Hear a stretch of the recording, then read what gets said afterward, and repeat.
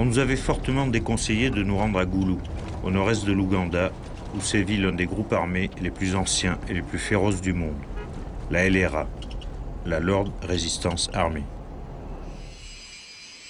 Mais c'est là aussi que vit Rosemary, dans le dispensaire où elle accueille justement les victimes de cette rébellion menée par des chrétiens fanatiques et paradoxalement soutenus par le gouvernement islamiste de Khartoum.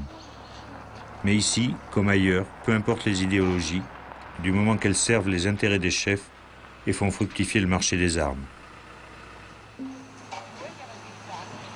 Les rescapés racontent toujours la même histoire à Rosemary.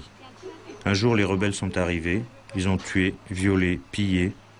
Ils ont chargé leur butin sur le dos des enfants et les ont amenés. Les garçons sont devenus des soldats de Dieu. Les filles les plus jolies ont été offertes aux combattants. Les autres ont été abattues.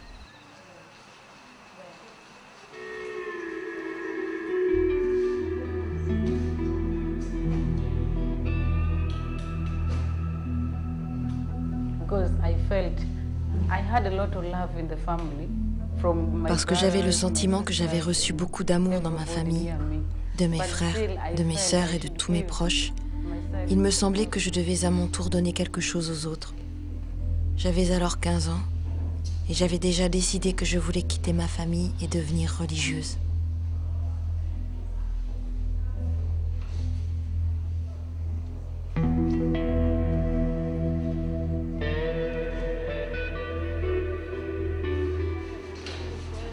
But they've done very well now, at least.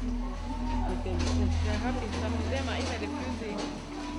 Un an après mon arrivée, nous avons commencé à accueillir des jeunes filles qui avaient été kidnappées par la LRA. Elles ignorent tout de la vie normale. Elles ne savent rien du respect qui leur est dû, ni de l'amour qu'elles méritent. Nous nous efforçons de les réinsérer dans la vie. Et nous constatons qu'elles évoluent et parviennent à oublier leur passé. En tout cas, à vivre avec.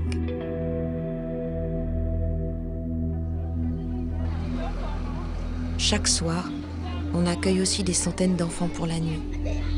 Ils ont peur de dormir dans leur village ou dans les camps de réfugiés qui sont souvent attaqués par les soldats de la LRA, mais aussi par les troupes régulières du gouvernement ougandais qui sont supposées les protéger.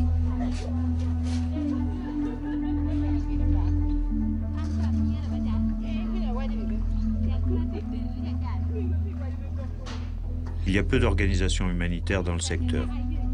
En 20 ans, la LRA a pourtant généré plus d'1,5 million de réfugiés et la disparition de quelques 20 000 enfants. Rosemary et ses sœurs sont presque seules face à cette tragédie. C'est un conflit interne qui n'intéresse personne.